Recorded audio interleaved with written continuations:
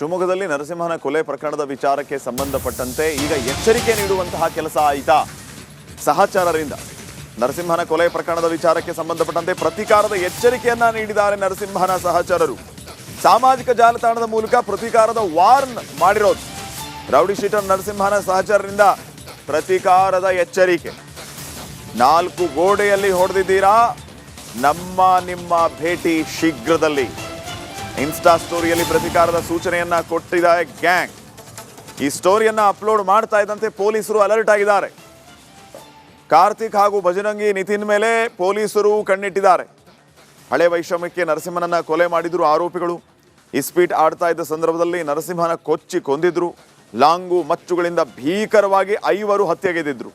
ಅಂಬು, ಅನಿಲ್, ಮಧು, ರವಿ, ಕತ್ತೆ, ಕಾರ್ತಿಕ್, ಶಬರೀಶ್ ಇವರೆಲ್ಲರನ್ನೂ ಕೂಡ ಈಗಾಗಲೇ ಅರೆಸ್ಟ್ ಮಾಡಲಾಗಿದೆ. ಈಗ ಪ್ರತೀಕಾರದ ವಾರ್ನಿಂಗ್ ಅನ್ನ ಸೋಷಿಯಲ್ ಮೀಡಿಯಾದಲ್ಲಿ ಮಾಡಿರೋದು. ಮತ್ತಷ್ಟು ಮಾಹಿತಿಯನ್ನು ಕೊಡ್ತಾರೆ ಪ್ರತಿನಿಧಿ ಭೀಮಾ ನಾಯಕ್. ಈಗ ಫೋನ್ ಸಂಪರ್ಕದಲ್ಲಿ ಭೀಮಾ ನಾಯಕ್, ನಮ್ಮ ನಿಮ್ಮ ಭೇಟಿ ಅತಿ ಶೀಘ್ರದಲ್ಲಿ ಅಂತ ಎಚ್ಚರಿಸುವ ಕೆಲಸವನ್ನ ಇವರು ಮಾಡ್ತಾ ಇದ್ದಾರೆ. ಪೊಲೀಸರು ಯಾವ ರೀತಿ ನಿಗಾ ವಹಿಸ್ತಾ ಇದ್ದಾರೆ ಈ ಒಂದು ಘಟನೆಯ ಮೇಲೆ? ಶ್ರೀಪಾದ್ ಪಾಟೀಲ್, 2 ದಿನಗಳ ಹಿಂದೆ ಏನು ಸಂಜೆ ಶಿವಮೊಗ್ಗ ನಗರದ ಗಾಂಧಿ ಬಜಾರ್ನಲ್ಲಿ ಆ ಒಂದು ಕೊಲೆ ಪ್ರಕರಣ ಆಯ್ತು. ರೌಡಿ ಶೀಟರ್ ನರಸಿಂಹನ ಭೀಕರ ಹತ್ಯೆ ಆಯ್ತು.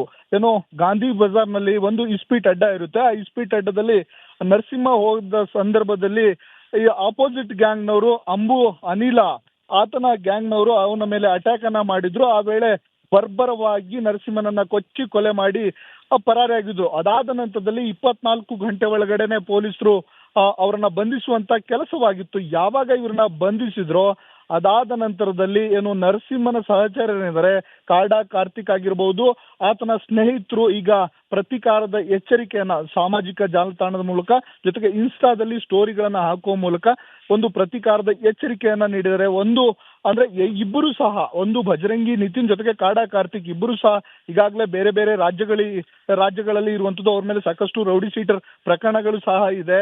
ಅವರು ಈ ನರಸಿಂಹನ ಕೊಲೆ ಆದ ನಂತರದಲ್ಲಿ ಪ್ರತೀಕಾರದ ಸ್ಟೇಟಸ್ ಗಳನ್ನ ಹಾಕುವ ಮುಖಾಂತರ ಈಗ ಏನು ಕೊಲೆ ಮಾಡಿದ್ದಾರೆ ಅಂಬು ಅಂಡ್ ಟೀಮ್, ಅವರಿಗೆ ಒಂದು ಎಚ್ಚರಿಕೆಯನ್ನ ನೀಡಿರುವಂತದ್ದು. ನಮ್ಮ ನಿಮ್ಮ ಭೇಟಿ ಅತಿ ಶೀಘ್ರದಲ್ಲೇ, ಕೌಂಟ್ ಡೌನ್ ಶುರುವಾಗಿದೆ ಅನ್ನುವಂತ ಎಚ್ಚರಿಕೆಗಳನ್ನ ನೀಡಿರುವಂತದ್ದು. ಹಾಗಾಗಿ ಯಾವಾಗ ಇವರು ಸ್ಟೇಟಸ್ ಅನ್ನ ಹಾಕಿದ್ರೋ ಆಗ ಪೊಲೀಸರು ಸಹ ಅಲರ್ಟ್ ಅನ್ನ ಆಗಿರುವಂತದ್ದು.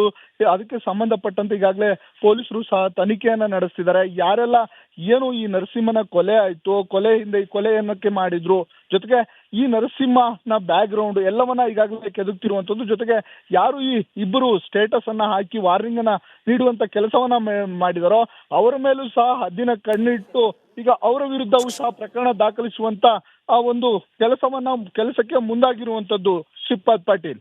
ಥ್ಯಾಂಕ್ ಯು ಮಾಹಿತಿಗಾಗಿ.